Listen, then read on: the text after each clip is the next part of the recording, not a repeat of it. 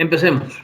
Acontecimientos del México contemporáneo. La idea de estas clases, como habíamos comentado antes, pues es básicamente el tener un acercamiento y no solamente pedirles los trabajos para enviar, sino también de alguna manera poder tener una explicación, por lo menos breve, del contenido de la actividad, para que en función de esto ustedes puedan, digamos que, tener una referencia simplemente y no sea todo por su cuenta, que no sea solo leer y mandar un trabajo, sino que podamos tener algún acercamiento, ¿no? Para efectos de control, simplemente, para que no se salga de control como esto de estar silenciando el micrófono y demás, les pido que las dudas que puedan tener, sin ningún problema, me las pueden mandar al chat o me pueden mandar preferentemente a través del correo electrónico. Vamos, hay medios de comunicación, usémoslo. O si alguien desea usar la voz, me manda un mensajito y lo activamos para que pueda usar la voz. No hay ningún problema, ustedes mismos. Pero aquí vamos a tratar de explicar algunas cosas con relación a la actividad número 5.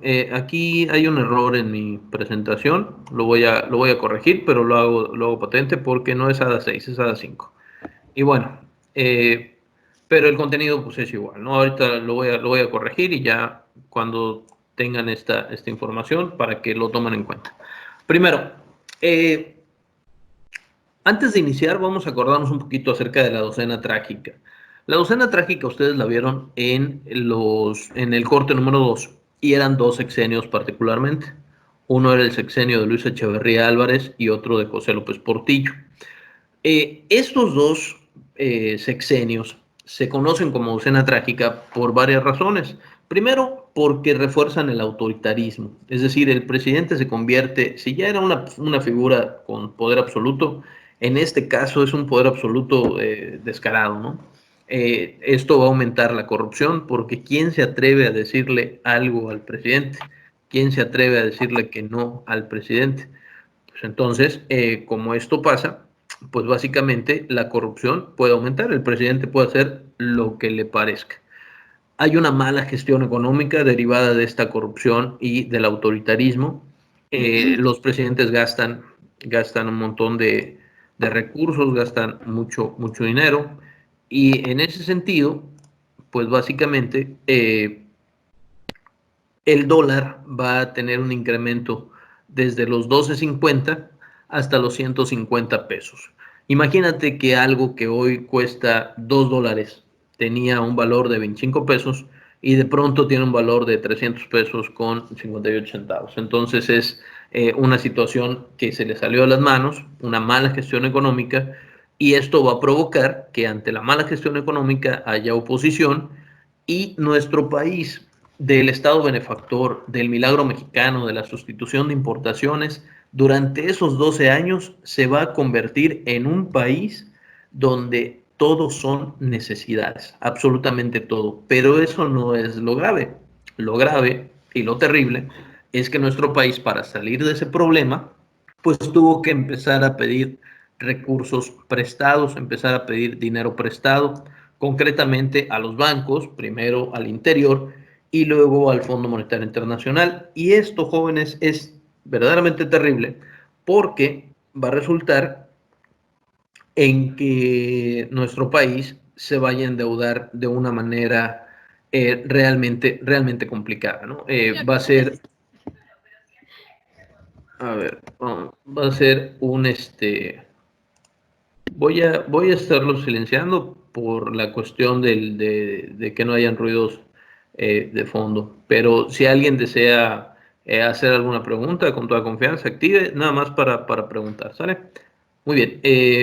Ahí ya tenemos 55, eso está excelente. Muy bien, vayamos allá. Entonces, la docena trágica va a ser ese periodo de pasar del Estado benefactor al neoliberalismo. Cómo se empiezan a deshacer las cosas para que México empiece a endeudarse cada vez más. Bueno, en este sentido tenemos dos conceptos. El primer concepto se va a llamar neoliberalismo Y el neoliberalismo es una política económica que va a buscar la privatización de los recursos naturales. Para que nos demos una idea muy sencilla, miren, eh, el Estado, durante el Estado benefactor, el Estado es el que controlaba la producción y la industria, eso lo dijimos antes, pusimos una analogía de un árbol de naranjas o un árbol de mangos, y que era el Estado el que se hacía cargo de esa administración. Eso permitía que el Estado tuviera recursos, habíamos hablado si era buena idea o mala idea, pero el tener los recursos garantizaba que México tuviera, pues básicamente dinero.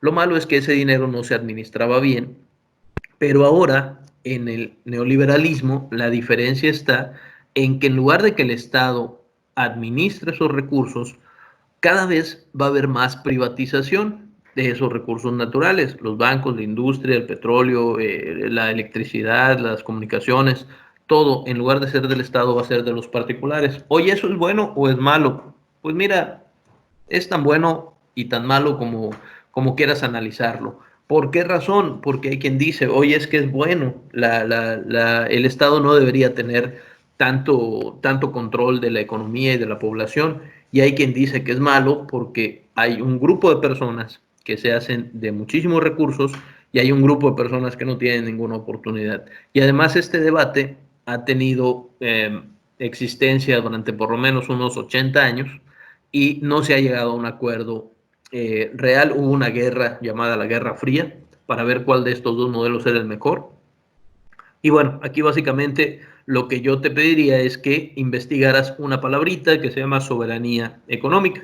¿Qué es esto de la soberanía? La soberanía es que un país pueda eh, darse sus propias normas, regularse a sí mismo, mandarse a sí mismo, y no tenga que depender de otros entes o de otros países o de otros bancos, ¿no? Como el Fondo Monetario Internacional. Un ejemplo de privatización es Telmex. Telmex antes era del Estado mexicano y ahora es de un señor llamado Carlos Slim. Ahora, la globalización es el complemento o el resultado del neoliberalismo, porque cuando un particular ya tiene industrias o empresas en un país, ahora esas industrias o esas empresas las puede llevar a otros países. Por ejemplo, Carlos Slim, mismo, para usar el mismo ejemplo, tiene en México, en Centroamérica y en Sudamérica, tiene empresas también de telefonía, con otros nombres, si tú quieres, pero pues la idea es la misma. O sea, ya no solamente es hacer negocios en un país, sino que puedes hacer negocios en el mundo entero. Oye, pero es que esto es fantástico, por supuesto que es fantástico.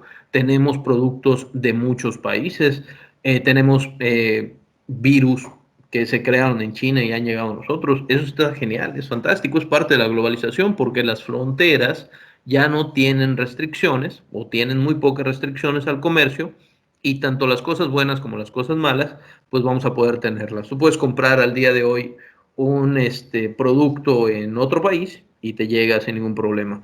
Eso es lo contrario a la sustitución de importaciones. ¿Se acuerdan? En la sustitución de importaciones, en México se produce, en México se fabrica, en México se vende y la ganancia es para México.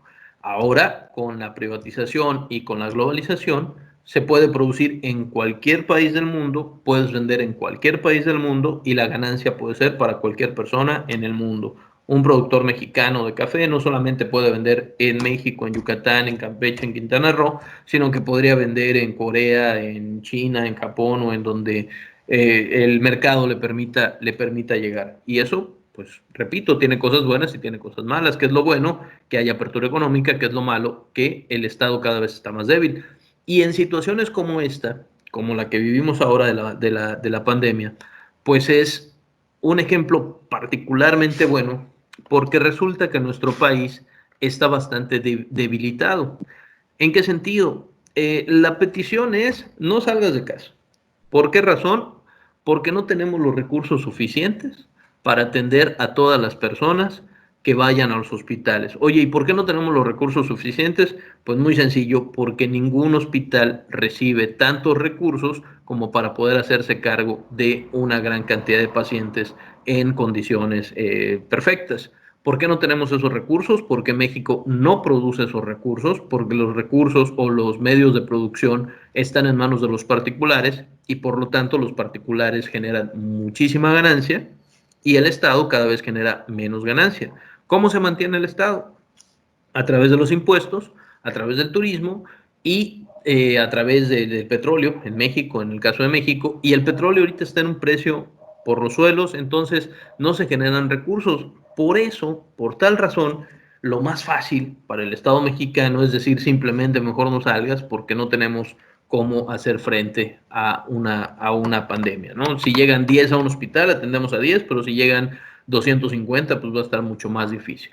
Entonces, bueno o malo, como quieras verlo, o sea, analízalo, saca tus propias conclusiones, pero recuerden que la historia no hay ni totalmente bueno ni totalmente malo. Ahora bien, características entonces, neoliberalismo, privatización y globalización, apertura de fronteras. Buscar aquí soberanía económica. Bueno, otro concepto es este. Esta laminita a mí me gusta mucho porque nosotros jóvenes estamos acostumbrados, no, así hemos crecido, de hecho, o sea, no podemos pedir algo diferente a lo que hemos recibido siempre, que es que nosotros hemos crecido amando al mundo, ¿no? Amando a un poco lo extranjero, pero nos quieren como nosotros los queremos. Realmente a los mexicanos los tratan igual que los mexicanos tratamos a todos los que llegan al país. Y esta laminita yo ya la había puesto en alguna ocasión en clase y la traigo a colación ahora porque recordemos que este señor Lansing había planteado la manera de dominar a México de una forma muy fácil, ¿no? Que era meter a las clases, a las escuelas, perdón, a las universidades estadounidenses a los mexicanos, los llamaba mexicanos ambiciosos, y educarlos en este modelo de vida americano, en este neoliberalismo, y cuando ellos llegaran a la presidencia, van a implementar lo que aprendieron, ¿no? Van a implementar el neoliberalismo. Y eso es lo que han hecho. ¿De qué se trata el neoliberalismo? De ir privatizando recursos al por mayor. Y entonces, cuando estos señores llegan a la presidencia, pues literalmente estos de aquí, que vamos a ir analizando, van a ir privatizando prácticamente todo, van a ir cambiando la forma del Estado benefactor, de un Estado que controla los medios de producción, por un Estado en el que los particulares se van haciendo cada vez más fuertes. Oye, ¿son buenos o son malos? Son políticos, son presidentes, son expresidentes, y todos tienen un interés particular. ¿A quiénes vamos a ver en esta actividad? Tenemos a Miguel de la Madrid, Carlos Salinas de Gortari, Ernesto Cedillo Ponce de León, Vicente Fox Quesada, Felipe Calderón Hinojosa, y vamos a dejar para la actividad número 6 a este señor, cuyas iniciales son Enrique Peña Nieto. Bueno, le vamos a dedicar una actividad completa, ¿no? La última, los problemas económicos, los problemas nacionales actuales. Bueno, vayamos entonces con Miguel de la Madrid, este señor de la imagen. Miguel de la Madrid que dijo, no dejaré que el país se deshaga entre mis manos. Lo malo es que cuando recibió el país ya estaba totalmente destrozado. Recordemos que José López Portillo tenía una gran deuda, tenía una gran corrupción, el país se le salió de las manos, el tipo, al igual que López Obrador en la actualidad, le apostó todo al petróleo, con la salvedad o con la diferencia de que López Obrador no ha pedido dinero prestado al Fondo Monetario Internacional y José López Portillo dijo, Fondo Monetario, préstame toda la lana que puedas para que yo pueda explotar el petróleo y con ese dinero pagarte el acuerdo, pagarte el préstamo y yo echar a andar la industria petrolera. Lo malo es que la industria petrolera se cae, al igual que el día de hoy, los precios bajan un montón y cuando tienes esa deuda y ahora tienes que pagarla, pues resulta que no tienes ni cómo pagarla y tienes una deuda mayor. Entonces, pidió dinero prestado y al final no lo pudo pagar. Oye, pero eso es lo mismo de hoy. Sí, claro, la única diferencia, como repito, es que el petróleo pues está muy, muy barato pero no hay más deuda contratada. Es la única diferencia. No sé si esa sea buena o sea mala, pero es una diferencia. Ahora bien, importante decir una cosa. No voy a hablar ni bien ni mal, pero voy a poner un ejemplo muy básico de lo que está pasando en otro país. Hay un presidente que es muy popular en estos momentos, el opuesto de popularidad en estos momentos, que se llama Nayib Bukele. Nayib Bukele es el presidente de El Salvador.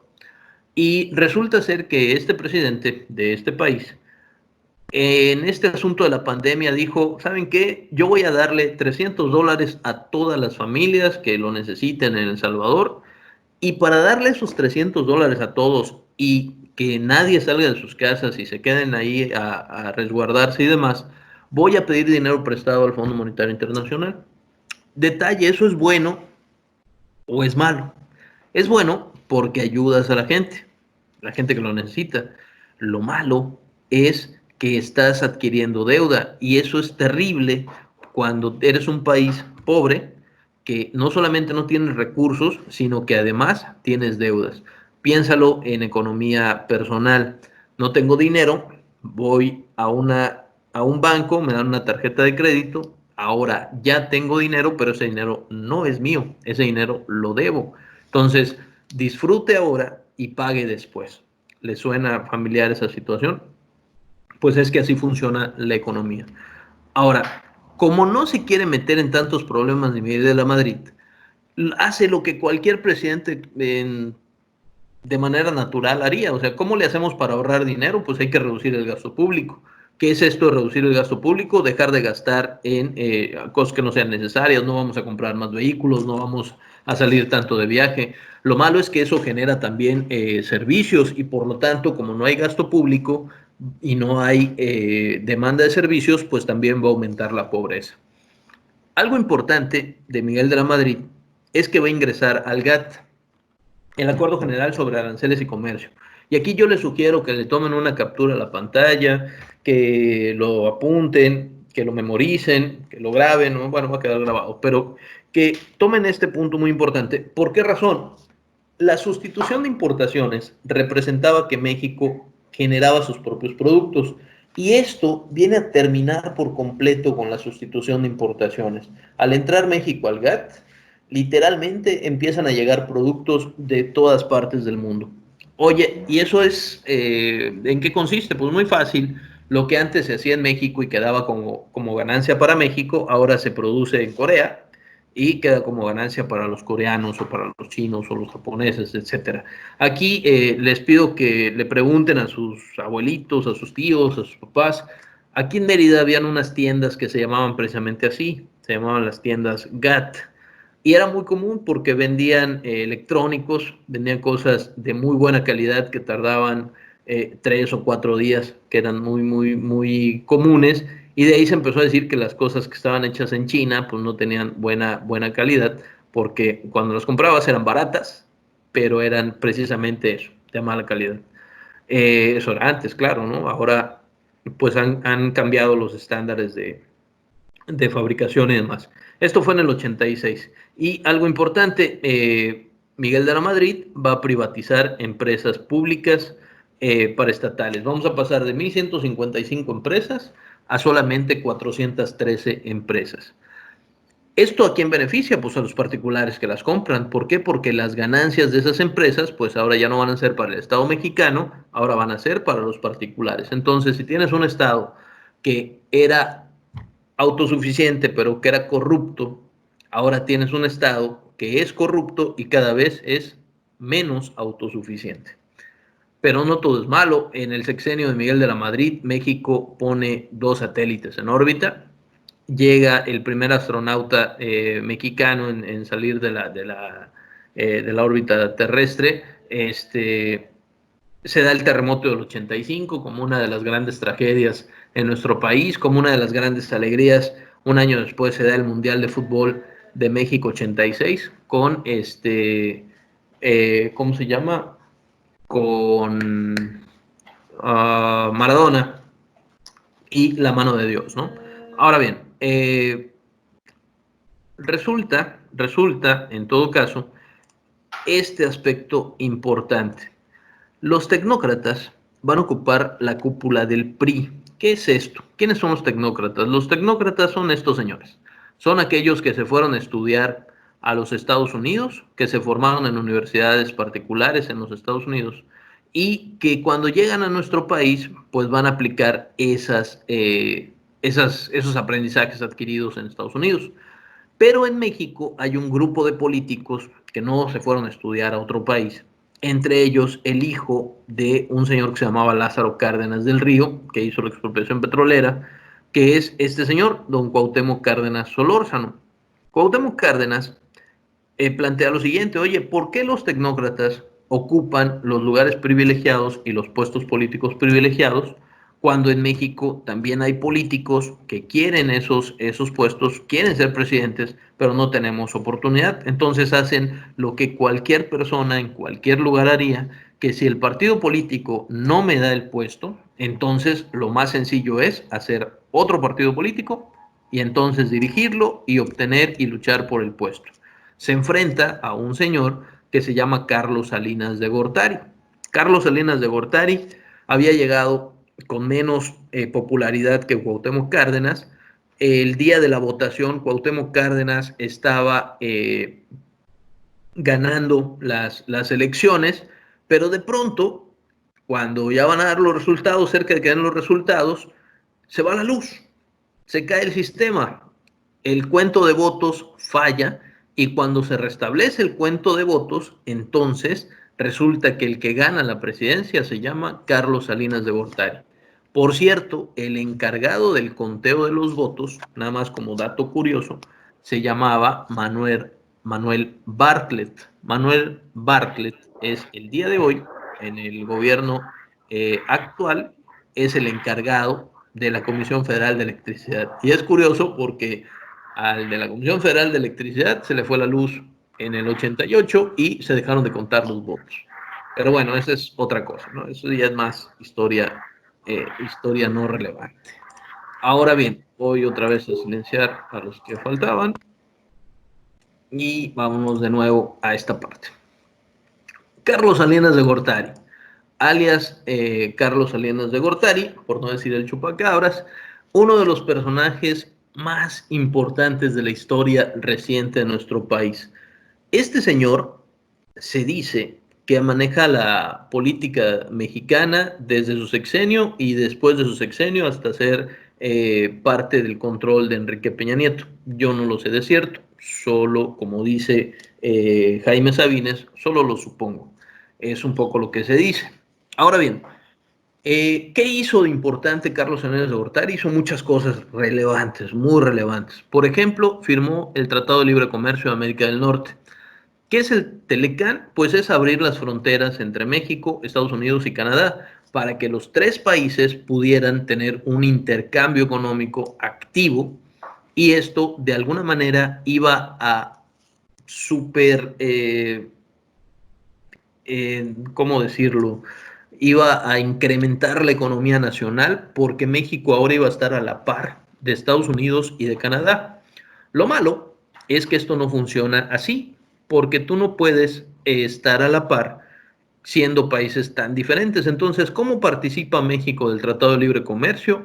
Participa literalmente permitiendo que vengan un montón de empresas extranjeras al país.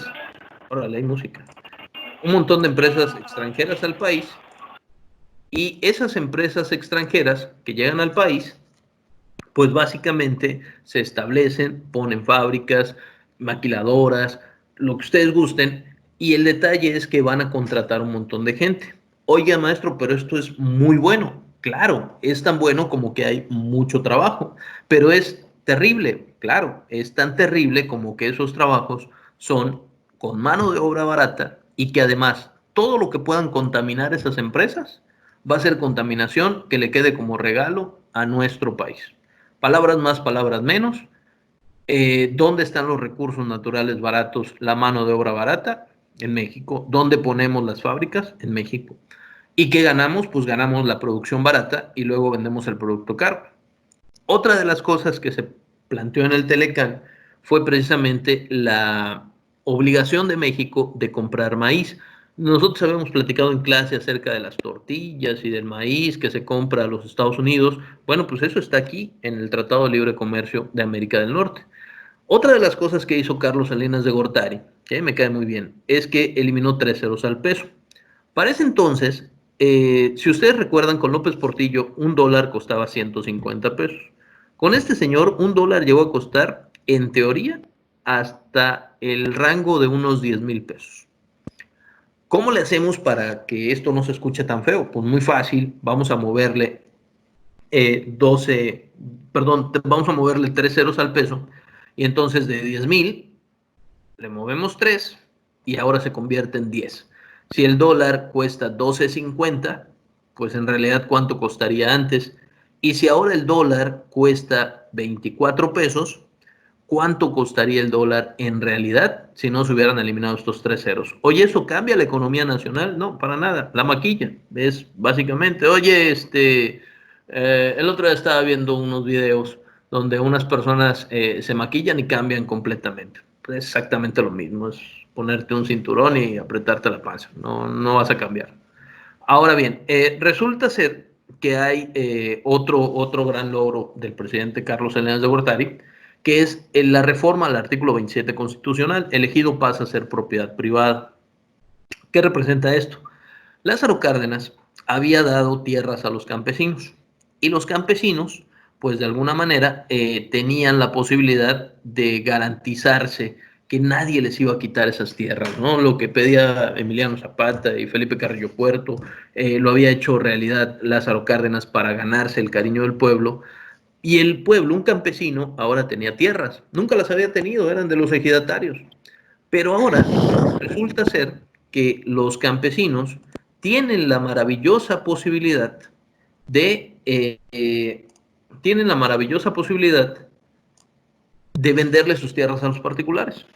Y esto está bien para los particulares porque compran tierras a precio barato, los campesinos venden a precio barato y de pronto los que compraron se convierten otra vez en terratenientes. Los grandes ejidatarios vuelven a tener sus grandes propiedades y los campesinos que no tenían tierras antes pues se vuelven a quedar sin tierras. Pero esto es una gran libertad, es la posibilidad de vender tus tierras. ¿Es bueno o es malo? Depende de a quién le preguntes.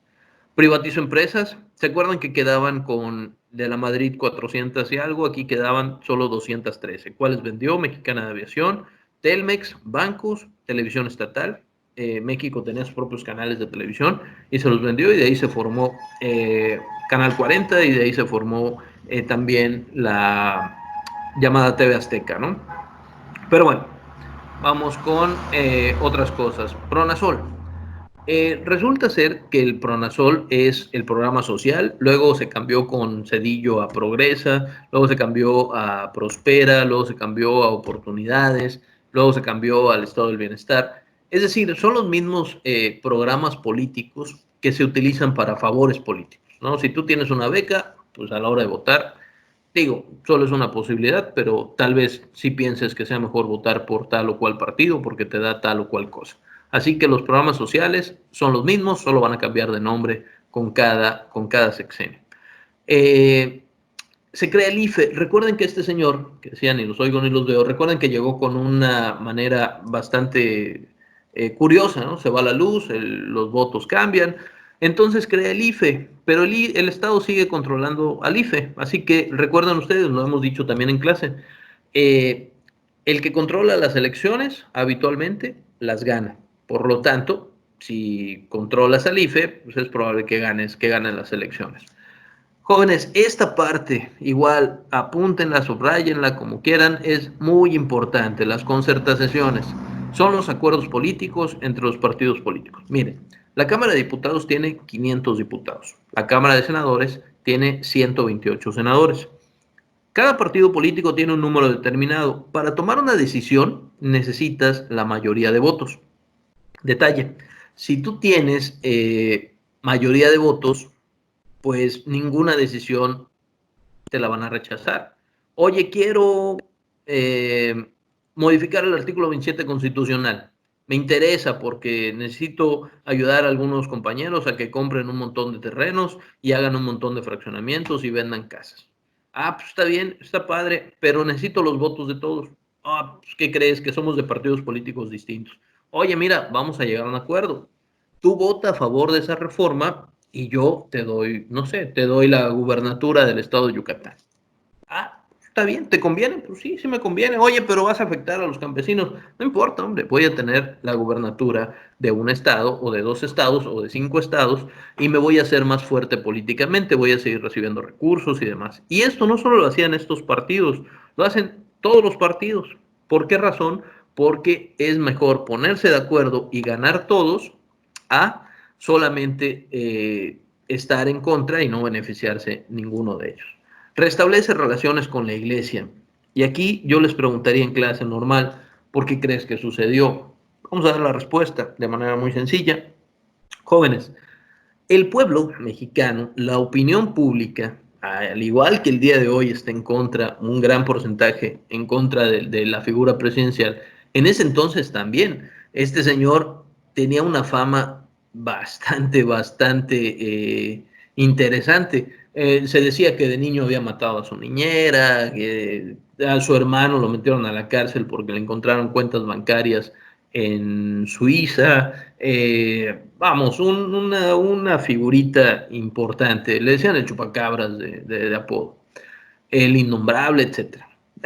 Poca gente lo quería. No, vamos, no era popular, para acabar pronto. Resulta que restablece relaciones con la iglesia. Y esto es bien interesante. ¿Por qué razón? Porque si el presidente es capaz de olvidar todos los rencores que México tiene con el Vaticano, por alguna razón el presidente es bueno. Es decir, no puede ser tan malo quien tiene la capacidad de restablecer relaciones rotas con la iglesia. Y como nuestro país, o un gran porcentaje de personas en el país, es creyente, pues mucha gente pensó, oye, pues no puede ser tan malo, y eso le ganó algunos puntos de popularidad. Esta visita o esta relación o restablecimiento de relaciones con la iglesia está relacionada con Mérida, Yucatán. ¿Por qué razón? Porque en este acto el Papa visita Mérida, pregúntenle igual a sus abuelitos, a sus tíos, seguramente se acordarán de esta visita, creo que fue en el año 93, y en ese año se va a crear un fraccionamiento que se llama precisamente Juan Pablo II, ¿no? Que es el lugar donde viven o por donde hemos pasado muchas veces y que hoy lo cerraron por contingencia pandémica del coronavirus. Ahora bien, no, las entradas, ¿no? Cerraron las entradas. También se crea el Ejército Zapatista de Liberación Nacional y hay una gran fuga de capitales y crisis económica. El zapatismo surge en Chiapas, 1 de enero de 1994. Los campesinos dicen es que nunca nadie nos ha tomado en cuenta y tienen razón. Y el gobierno dice, pues ni los oigo ni los veo, ¿no? A mis críticos pues, no pasa nada, básicamente no hay ningún problema. Y llega otro presidente que me cae un poco mejor. No, la verdad es que no. Pero bueno, es importante también. Ernesto Cedillo Ponce León va un día a Chiapas, unos indígenas se acercan a venderle unas artesanías y él dice muy campante, no traigo cash. No, imagínate. Llega la muerte, perdón, llega al poder, perdón, es el cuatrapearse al leer, ¿no? Llega al poder, perdón, al presentarse la muerte de Colosio. Ya saben ustedes, Colosio fue asesinado en Lomas Taurinas, en Tijuana, el 23 de marzo de 1994. Así que este señor tiene la oportunidad de llegar a la presidencia, que hace importante, sube el IVA del 10 al 15% en el 95, posteriormente esto va a crecer todavía más, al 16% y en algunos lugares al 19%. Se hace el FOBAPROA, aquí lo pusimos en negritas, te pido por favor que este concepto lo revises, hay varios documentales, a grandes rasgos te puedo decir más o menos lo siguiente, los bancos le prestan dinero a los particulares, pero los particulares, ante la crisis económica, llega un punto, y los intereses muy altos, llega un punto en que no pueden pagar. Tan simple. No puedo pagarle al banco, no me alcanzo. ¿Cómo le pago al banco? Entonces los bancos se acercan al gobierno y le dicen, oye, gobierno, fíjate que ya no puedo prestarle más a la gente porque no tengo dinero, porque no me devuelven. La gente no me puede devolver, no tengo dinero. Así que pues me voy a tener que ir. Y el gobierno dice, oye, es que yo no le puedo dar tampoco dinero a los particulares, yo necesito la existencia de los bancos. Entonces los bancos dicen, pues, ¿cómo le hacemos? Y al gobierno se le ocurre, a unas personas muy interesantes se les ocurre la idea, oye, ¿y si México pide dinero prestado para pagar a los bancos el dinero que han perdido? Y dicen, oye, es una gran idea, porque muchos estarían pensando que en realidad el gobierno mexicano está ayudando a los deudores, está ayudando a los deudores y no estaría ayudando a los bancos. Error, los bancos no perdonan deudas. El detalle es que los bancos reciben dinero, reciben recursos, pero esos recursos los debe el gobierno mexicano. En realidad los debe el pueblo mexicano y en realidad de lo que se pidió prestado para el FOBAPROA, para el rescate bancario, beneficiando a un grupo de, ¿qué les gusta? No sé, vamos a poner un número tentativo, 100 empresarios. Al día de hoy, México solo ha pagado la mitad de ese préstamo. Esto fue en el 96. Imagínate, estamos en el 2020 y México solamente ha podido pagar la mitad. Todavía se deben la mitad. Prácticamente solo se han pagado los intereses, todavía se debe el capital. ¿Quiénes fueron los beneficiados de eso? Los bancos. Oye, ¿y los que debían a los bancos pagaron? Pues sí, les dieron algunas facilidades y al final pagaron o les quitaron casas o alguna cosa similar. El caso es que fue un gran rescate. Pero bueno, eso les pido que por favor ustedes lo revisen, lo chequen, lo busquen. Por favor, no me crean todo lo que se les dice. No lo crean. Busquen, revisen, analicen, háganse su propia opinión. Bueno, tenemos igual la masacre de Aguas Blancas y de Acteal en este sentido. Voy aquí a desactivar otra vez. Ahí está. En este sentido, en Chiapas se dan una serie de matanzas entre a las personas que están en contra de un gobierno determinado. Se da la venta de ferrocarriles nacionales, se da también el Progresa, lo que les decía, los programas sociales, y hay una huelga en la UNAM, que eso también es relevante. En el 99. ¿Por qué protestaron en la UNAM? Porque les querían cobrar algo así como 50 centavos por la inscripción al semestre. Entonces los muchachos dijeron, no, no hay por qué pagar, porque la educación es gratis. Luego, si nosotros pagamos, pues eso representa que la educación deja de ser gratis. Pero bueno, esa es otra cosa. Igual sería interesante buscar información. Vamos con Vicente Fox. Vicente Fox, me cae muy bien, me gusta, porque resulta que Vicente Fox, ¿se acuerdan ustedes de Cuauhtémoc Cárdenas, Solórzano? Pues al igual que el presidente actual, Cuauhtémoc Cárdenas perdió con Carlos Salinas y luego se presentó otra vez contra Vicente Fox y volvió a perder. Vicente Fox era un personaje muy importante, muy popular en Guanajuato. Se le ha tratado mal porque hay muchas cosas que él dijo que no lo favorecen mucho, ¿no? Por ejemplo, dijo cosas de este estilo. Dijo, los mexicanos hacen trabajos que ni los negros quieren hacer. Esta frase la retomaron en una película que se llama La dictadura perfecta, que si no la has visto, te la recomiendo muchísimo. Es muy, muy buena. Eh, si escuchan ruidos de fondo, ofrezco disculpas, es, este, es inevitable. Muy bien. Resulta que este señor dijo esto y eso lo retomaron en la dictadura perfecta. Y repito, si no lo has visto, por favor, más haz una pausa y anda a ver la película, porque es muy, muy, muy ilustrativa en algunos conceptos. O dijo esto, ¿no? En el 75% de los hogares en México tienen una lavadora y no de las de dos patas, tienen de esas de metal. ¿No? ¿Qué dijo? Entre otras cosas, voy a resolver el problema del EZLN en 15 minutos. No lo pudo resolver hasta la actualidad. Era amigo de Bush. La gente creía mucho en él porque se acababan 70 años del PRI gobierno y propuso grabar alimentos y bebidas con IVA. Se dio la matanza de Atenco. Esto igual una sugerencia. Cuando era presidente Fox, en el Estado de México era gobernador Enrique Peña Nieto y se da esto del proyecto Texcoco. no me crean, lo que yo te puedo decir es tendencioso, ve y busca información al respecto. Hubo una gran violación a derechos humanos aquí y hasta la fecha no hay mucho que se pueda decir. E intentó desaforar al jefe de gobierno del Distrito Federal, que de igual de manera ilustrativa, ese jefe de gobierno se llamaba Andrés Manuel López Obrador. Tenían un pleito casado muy interesante. Bueno, vamos al último. Este último se llama Felipe Calderón Hinojosa. El haya sido como haya sido. Bueno, llega a la presidencia con un fraude electoral. Este fraude no lo estoy inventando, eso está reconocido, está documentado y se dijo después. O sea, al final dijeron, años después, dijeron, no, ¿sabes qué? Siempre sí hubo fraude, pero como ya es presidente, pues ya no podemos hacer nada. Y este señor, lo más relevante que va a hacer es precisamente la guerra contra el narco. La guerra contra el narco es muy importante. ¿Por qué razón? Porque el día de hoy, en Estados Unidos, está en la cárcel un señor que era el secretario de Seguridad Pública del sexenio de Felipe Calderón Hinojosa.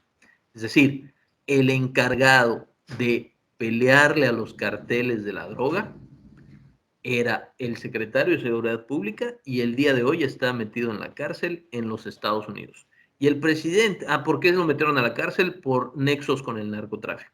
Y el presidente dice que él no sabía en qué líos estaba metido el secretario de Seguridad Pública. Y yo le creo, porque realmente me parece que el presidente no tiene por qué estar enterado de lo que hace el secretario de Seguridad Pública. Perdón, estoy siendo sarcástico. Básicamente, no le creo, es muy raro que diga, oye, es que yo no sabía que en mi casa vendían droga, ¿no? ¿Cómo vas a saber?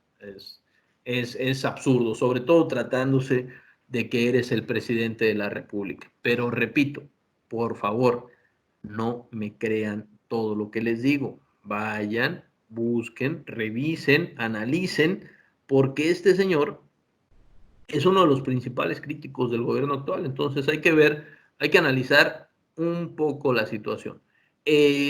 Perdón, igual, no sé si deba recomendarles esto, porque se trata de una serie con un tema bastante peculiar, pero hay una serie que se llama El Chapo, que está en Netflix o búsquenla en YouTube o le gusten en Internet. Esta serie plantea de una manera muy interesante esta relación que existe entre los cárteles de la droga y el gobierno de un momento determinado, ¿no? La relación de Genaro García Luna con el Chapo Guzmán, que está documentada. Igual hay un libro muy bueno de Anabel Hernández que se llama Los Señores del Narco, y un libro de Anabel Hernández también, que es una periodista, que se llama El Traidor, que habla un poco de esa relación. Buenos libros, búsquenlos por favor, o busquen esa serie, está muy buena. Son pocos capítulos, son como 60, así que seguro se la acaban en 2 tardes. Muy bien, resulta ser que Felipe Calderón también provocó que se desatara la violencia, la desaparición de Luz y Fuerza del Centro, y no es que solo hable mal de Felipe Calderón, es que esto es lo más relevante de su sexenio, porque en materia económica no hay cambios, y esa es la conclusión de esta clase. Miren, resulta ser que nuestro país está en crisis desde hace 38 años. ¿Por qué razón?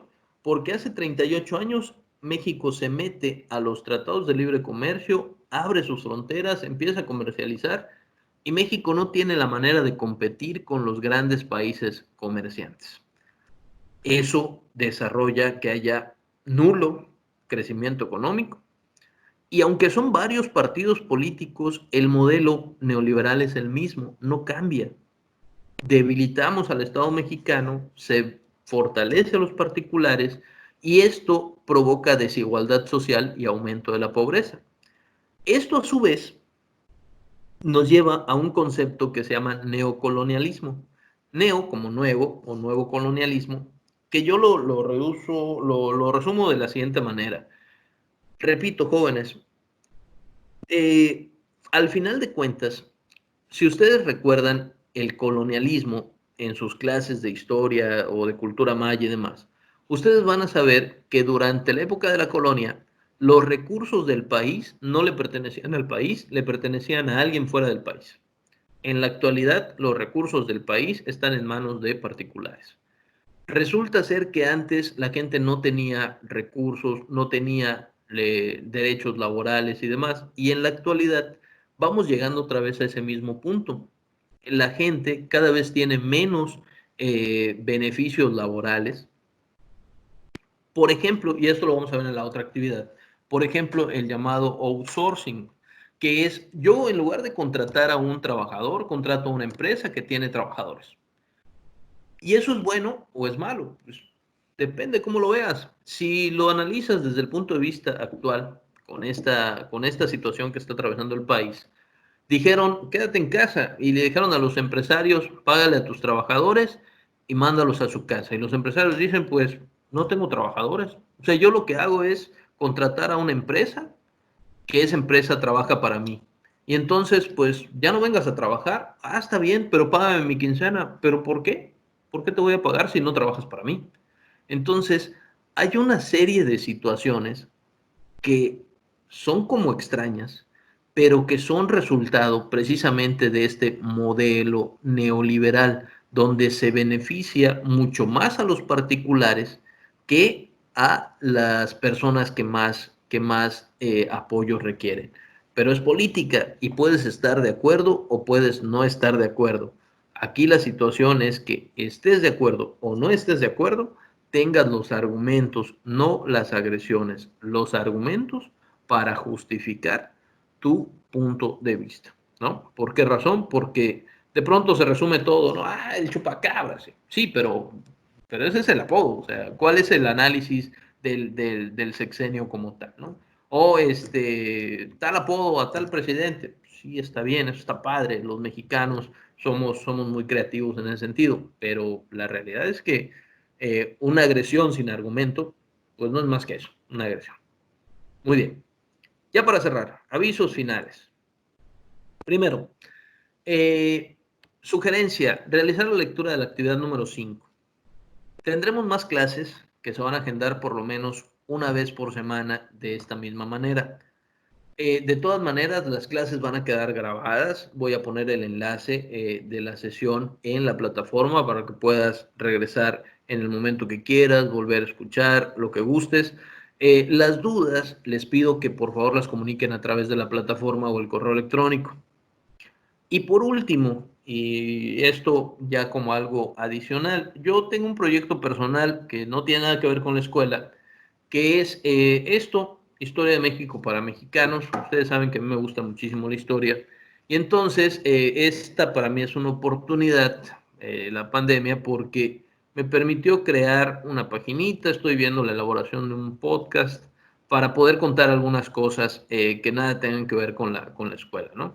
Entonces, los invito, ahí por lo pronto, el día de hoy, yo puse un videito para el que quiera entrar. Ahí hay un video con un resumen de todo lo que vimos el día de hoy, pero repito, no tiene nada que ver con la escuela, esto es opcional, si quieres ir, ve, si no, no va a salir en el examen, pero te invito a que la revises, a que la cheques, para que puedas tener mayores elementos, ¿no? Bueno, esa es otra cosa. Ya para finalizar, vamos a ver si hay alguna pregunta. Parece que nada. Nos quedamos al final en 60. ¿Alguien tiene alguna inquietud, alguna duda? ¿Alguien desea comentar algo? Quizás buen momento.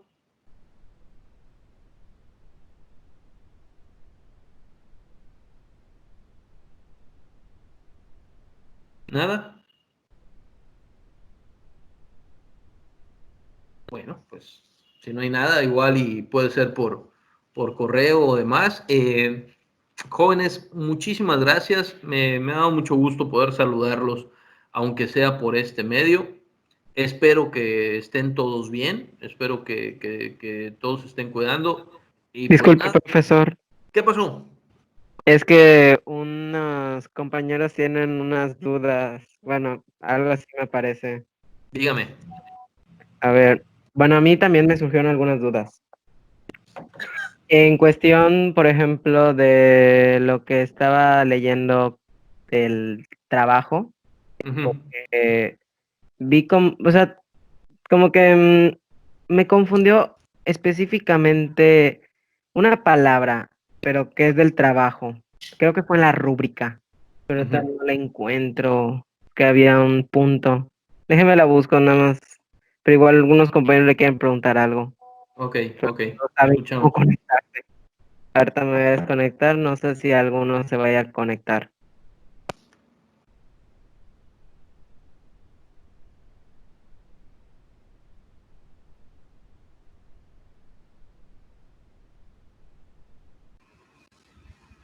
Maestro, Hola. ¿cuándo, cada cuándo va a estar siendo la clase? O sea, todavía lo van a, o sea, va a decidir qué día Sí, va a sí, ser. mira, voy a determinarlo. Ahorita la programamos como una manera de prueba.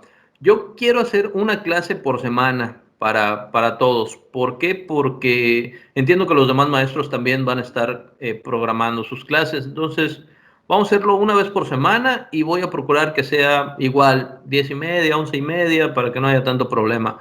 Pero yo les pongo los enlaces y les mando un aviso. Les pido que estén muy pendientes de su correo institucional, o cuando alguien reciba la notificación, que la ponga en sus grupos de WhatsApp para que todos se enteren. Pero les voy a avisar, prometo que la próxima les aviso con más anticipación para que haya menos inconveniente.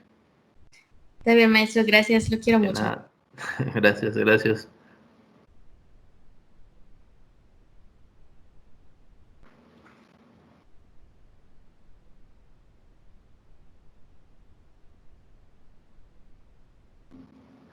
¿Apareció el documento que decían? Oiga, profe, tengo una duda con respecto al tema. A ver, Daniel. Entonces, durante todo lo que fue el periodo de presidencias constantes por parte del PRI, se basó principalmente en privatizar y privatizar y privatizar empresas, ¿no? O sea, porque desde el tiempo... Básicamente, es que mira, el PRI gobernó durante 70 años. De esos 70 años, digamos que unos 52 años, más o menos, gobernó sin ninguna clase de privatización, porque el modelo económico era el Estado benefactor, y Ujú. luego el milagro mexicano y el desarrollo estabilizador y ese tipo de cosas. Lo malo es que cuando llega Luis Echeverría y López Portillo, gastan de más y empiezan a contratar deudas. Y entonces ahí se olvida ese desarrollo o estabilizador o el Estado benefactor y se cambia a una transición para llegar al neoliberalismo. Ahí empiezan a pedir recursos, pero es tanto lo que piden que México no puede hacer frente a esos gastos y tiene que empezar a vender lo que tiene para poder sobresalir, para poder sobrevivir y pagar algunas cosas. Luego, la situación aquí es que, pues básicamente, no es que siempre hayan buscado privatizar, es que en los periodos de tiempo, en el primero no privatizaban, en el segundo se endeudaron y en el tercero privatizaron lo más que pudieron. Pero esto ni siquiera podemos decir que es totalmente negativo. ¿Por qué razón? Porque fue lo que aprendieron. Y eso hay que tenerlo muy en cuenta, jóvenes. Lo que pasa, lo que tú aprendes, lo que tú investigas, lo que tú haces, va a influir en lo que seas después, ¿me explico? Entonces, a los presidentes mexicanos que los educaron en Estados Unidos, cuando vinieron a gobernar, pues básicamente aplicaron eso que les enseñaron en Estados Unidos. Entonces, lo que tú aprendas el día de hoy es lo que vas a aplicar mañana. Por esa razón es importante que no se queden solo con una visión, que busquen, que contrasten, que analicen, porque pues sí, es muy fácil ser tendencioso en esto, ¿no? Porque es política al final de cuentas. Claro, y tengo otra pregunta con respecto a lo que es ¿qué? El neocolonialismo. Neocolonialismo. Sí.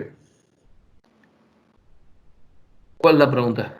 Exactamente. Según hasta donde yo entendí, es cuando una empresa contrata a otra empresa para que los trabajadores de la segunda empresa trabajen para la primera empresa. No, eso se llama outsourcing. Mira, el neocolonialismo no es otra cosa que se está dando en la actualidad algo que se supone que ya no existía o que dejó de existir antes. Por ejemplo, antes de la independencia, México dependía de otro país, pero eso ya pasó, ya se acabó, en teoría. En la realidad es que al día de hoy México depende de Estados Unidos. Entonces, no es que siga siendo oficial, es que en la realidad vivimos muy parecido a como era en la época de la colonia. Otra cosa, en la época de la colonia había, no lo sé, esclavitud. Y al día de hoy no es que exista esclavitud, pero en la práctica la gente trabaja muchas horas por un sueldo bajo, la gente no tiene derechos laborales, la gente pierde su trabajo sin más ni más, sin posibilidad de reclamar. Y eso no es que sea de la época de la colonia, es que así era en la colonia y lamentablemente sin llamarse así, de alguna manera todavía se observa en la actualidad. ¿Eso a qué se debe? Pues se debe a las decisiones políticas que se han tomado en beneficio de unas personas, lo que es el neoliberalismo, y en perjuicio de otro grupo de personas, de la mayoría de las personas. Oye, ¿cómo va a cambiar eso? Pues es interesante, es interesante. Yo creo que se requiere muchísimo tiempo para modificarlo, muchísima voluntad para modificarlo, pero pues así como que de manera mágica lo dudo mucho. Maestro, solo una pregunta más. Diego Dime, Chi. las que quieras.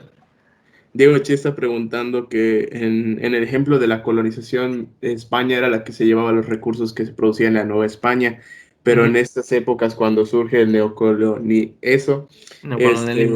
eso, ¿quiénes son los países que se llevan los recursos? Bueno, es que ahí no son países, ahí son particulares. Por ejemplo, tienes un grupo de empresas. Voy a regresar un poco a la presentación para mostrarles esto. Mira, aquí está, esta parte. Está aquí, en esta parte, mira. Tienes un grupo de empresas que se llevan los grandes recursos. Por ejemplo, no sé si han. A ver, déjame ver si lo encuentro en internet. A ver si aparece. A ver si aparece. Voy a ponerlo aquí y voy a tratar de irme a buscar se llaman empresas transnacionales. Transnacionales. A ver qué aparece, ¿no? Aquí, multinacionales. Estas empresas tienen los recursos del país. Ahí está.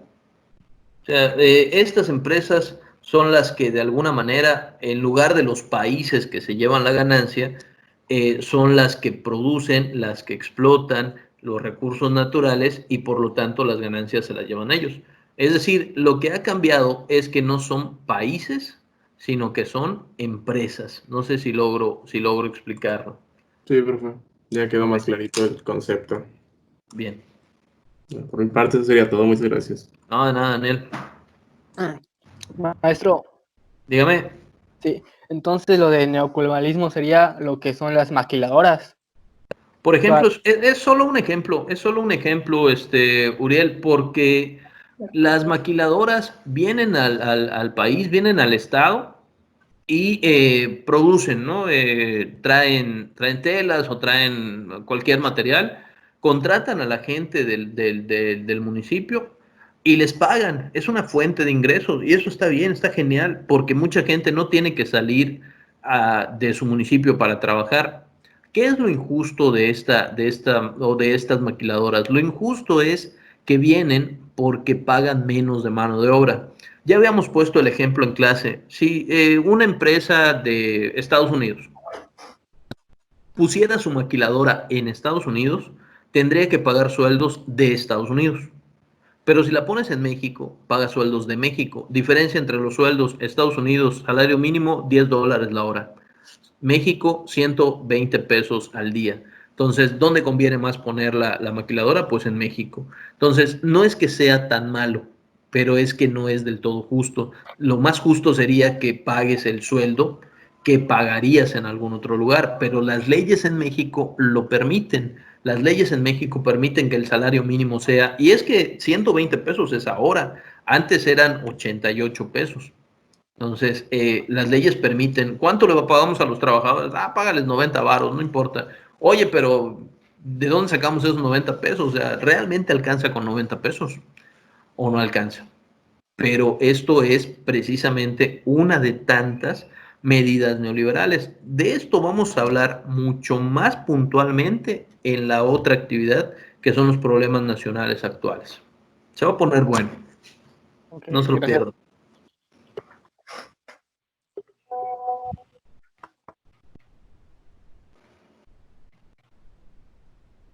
¿Quién más? ¿Alguien más?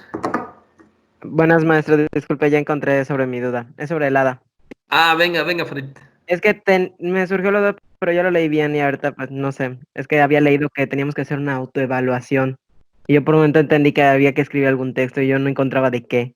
Pero ahorita leí que decía que es antes de enviar el trabajo, revisar que sea con base a la lista Sí, de sí, sí, cotejo. sí, No hay- como checar antes de mandarlo, que cumpla con lo que está en la lista de cotejo. Ok, y también tengo otra duda. Es un poco ya más aparte del tema. Dígame. Es que hace unos días estábamos platicando mi equipo y yo acerca de que cuando entramos al link solo entramos directamente a la reunión Ajá.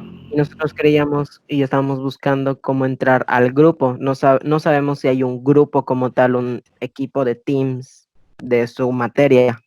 Ya, mira, yo creé es que hay dos. Uno es de maestros y uno lo puse ahí como que jugando un poco con la aplicación.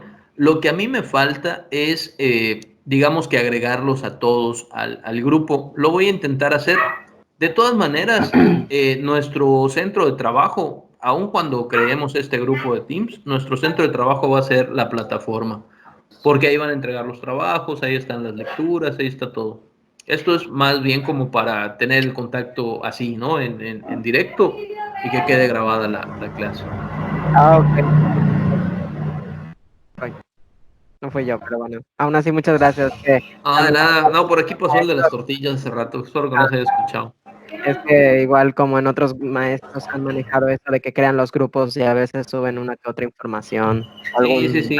calendario. Entonces creíamos que usted iba a hacer lo mismo. Pero Sí, lo puedo hacer, de hecho, lo agradezco, lo voy a intentar. Si lo logro, les aviso, sobre todo por esto, ¿no? Por la calendarización y este tipo de cosas.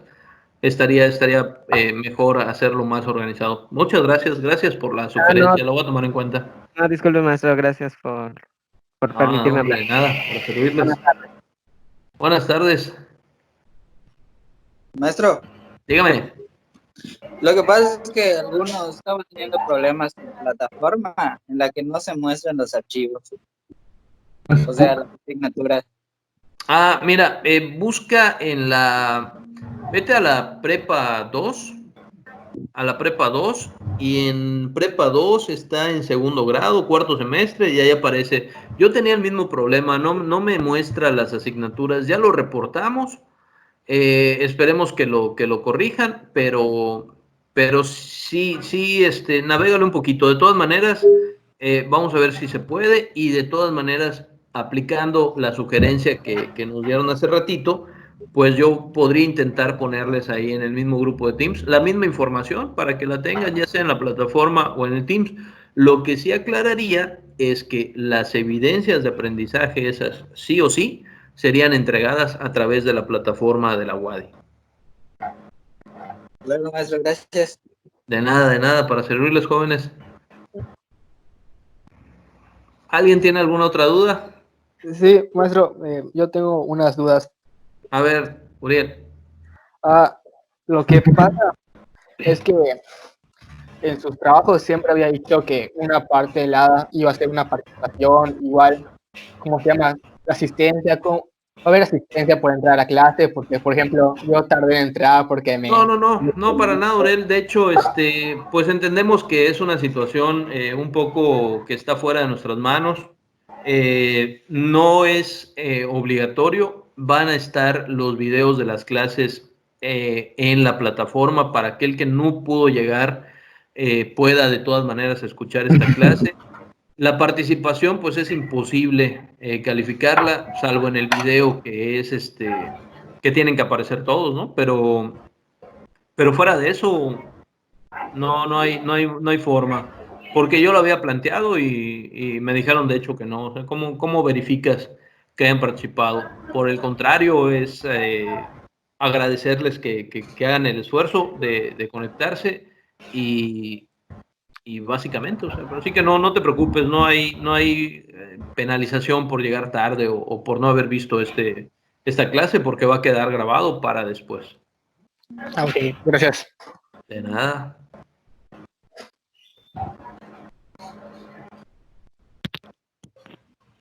Bueno, jóvenes, ¿alguna duda más? Maestro, Dígame. ¿esa es su casa? No, hombre. No, para nada. Es una imagen del Palacio Nacional. Creo que tiene su casa. Ojalá, ¿no? Oye, vivo en Ciudad Cauquel, ¿no? Muy bien. ¿Qué otra pregunta? Maestro, ¿cuándo va a repartir los temas del HADA 6? Ah, buena pregunta. La siguiente semana, para que ya la vayan realizando. ¿Qué será? Me comprometo para el martes a más tardar, Ah, ok. Gracias. para que estén pendientes. Les voy a mandar un correo. Ahí van a recibir. Gracias, maestro. De nada. ¿Alguna otra duda?